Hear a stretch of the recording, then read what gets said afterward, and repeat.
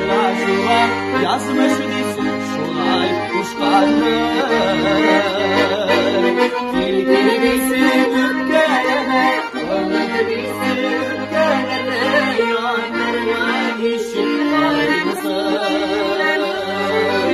Sine bütün yıllar boyu önlerimiz gelirler gibi benzetirgen işin yarası.